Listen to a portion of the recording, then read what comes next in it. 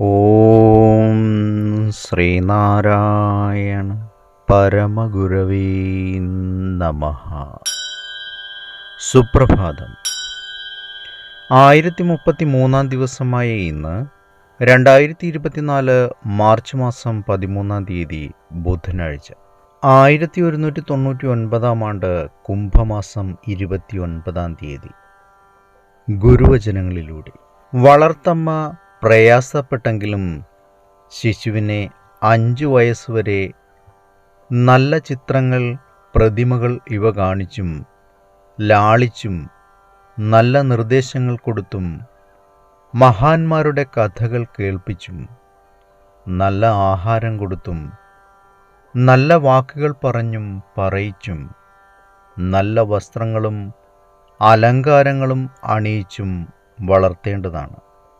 വളർത്തമ്മ പ്രയാസപ്പെട്ടെങ്കിലും ശിശുവിനെ 5 വയസ്സുവരെ നല്ല ചിത്രങ്ങൾ, പ്രതിമകൾ ഇവ കാണിച്ചും ലാളിച്ചും നല്ല നിർദ്ദേശങ്ങൾ കൊടുത്തും മഹാന്മാരുടെ കഥകൾ കേൾപ്പിച്ചും നല്ല ആഹാരം കൊടുത്തും നല്ല വാക്കുകൾ പറഞ്ഞും പറയിച്ചും നല്ല വസ്ത്രങ്ങളും അലങ്കാരങ്ങളും അണിയിച്ചും വളർത്തേണ്ടതാണ്.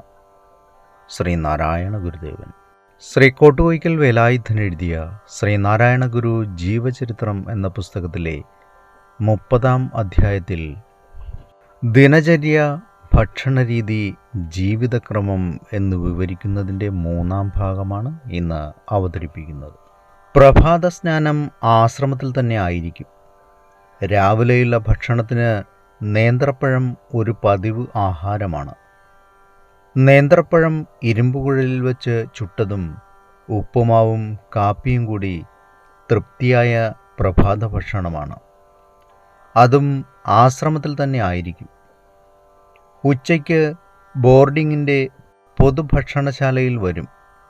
ഒരു വിസ്താരമുള്ള കുരണ്ടി ഇരിക്കാനും ഏകദേശം അതേ വലിപ്പമുള്ള ഒരു ഉയർന്ന പല ഇലയിടാനും വെച്ചിട്ടുണ്ട്. എല്ലാവരും കൂടെ ഊണിനിരിക്കണം. വിളമ്പാൻ ആജ്ഞാപിക്കും. എല്ലാ ഇലയിലും ഒരുപോലെ വിളമ്പുന്നുണ്ടോ എന്ന് ശ്രദ്ധിക്കുകയും ന്യൂനത കാണുന്നിടത്ത് അവിടെ അതുകൊട്, ഇവിടെ കൊടുത്തത് കുറഞ്ഞുപോയി എന്നെല്ലാം വിളമ്പുകാർക്ക് ഉപദേശം നൽകും. അതിനിടയ്ക്ക് ആരെപ്പറ്റിയായാലും ഫലിതം പറയാൻ സൗകര്യം കിട്ടിയാൽ പറയുക പതിവാണ്.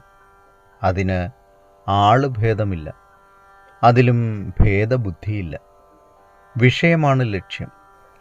അവിടുത്തെ സാന്നിധ്യത്തിലുള്ള സദ്യയിൽ ഇരിക്കുന്നതിനുള്ള ഭാഗ്യം എനിക്ക് പലപ്പോഴും ഉണ്ടായിട്ടുണ്ട്. ഉച്ചഭക്ഷണം കഴിഞ്ഞാൽ അവിടെയൊക്കെ ഒന്ന് ചുറ്റി നടന്ന് നോക്കിയിട്ട് സാവധാനം നടന്ന് ആശ്രമത്തിൽ പോകും. പ്രഭാത ഭക്ഷണത്തിന് ശേഷം കുറേ സമയവും മധ്യാഹ്ന വിശ്രമം കഴിഞ്ഞും ആർക്കും ദർശനത്തിന് സൗകര്യം നൽകും. ശ്രീ കോട്ടുകോയ്ക്കൽ വേലായുധൻ എഴുതിയ ശ്രീനാരായണ ഗുരു ജീവചരിത്രം എന്ന പുസ്തകത്തിൽ നിന്നുള്ള ഒരു ഭാഗമാണ് ഇന്ന് അവതരിപ്പിച്ചത്.